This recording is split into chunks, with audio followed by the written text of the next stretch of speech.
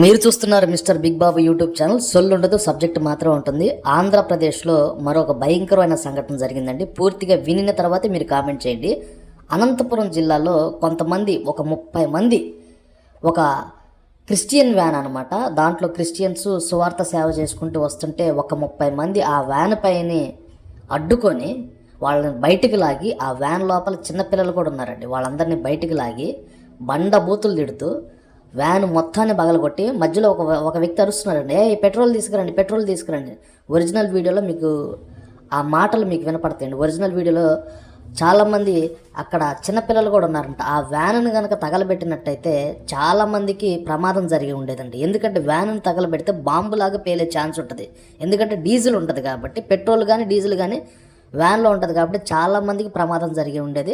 చాలామంది కింద కామెంట్లు పెడుతున్నారు, మరి అలా అనుకుంటే అన్న అమెరికాలో హిందువులు పండగలు చేసుకుంటూ రోడ్ల మీదకి వచ్చి డప్పులు కొట్టుకుంటూ వెళ్తున్నారు కదా, అమెరికా చరిత్రలో ఒక్కసారి కూడాను హిందువులు పండగలు చేసుకుంటున్నప్పుడు క్రైస్తవులు దాడి చేయలేదండి. అర్థమవుతుందా? ఇంత వాటికి అమెరికా చరిత్రలో పండుగలు వస్తే మీరు అమెరికా దేశంలో పెద్ద పెద్ద డప్పులు కొట్టుకొని విగ్రహాలు పెట్టుకొని హిందువులు పండుగలు చేసుకుంటుంటే ఒక్క రోజు కూడాను అమెరికాలోని క్రైస్తవులు దాడి చేయలేదండి. ఇది అందరికీ కూడా తెలిసినటువంటి నిజం అండి.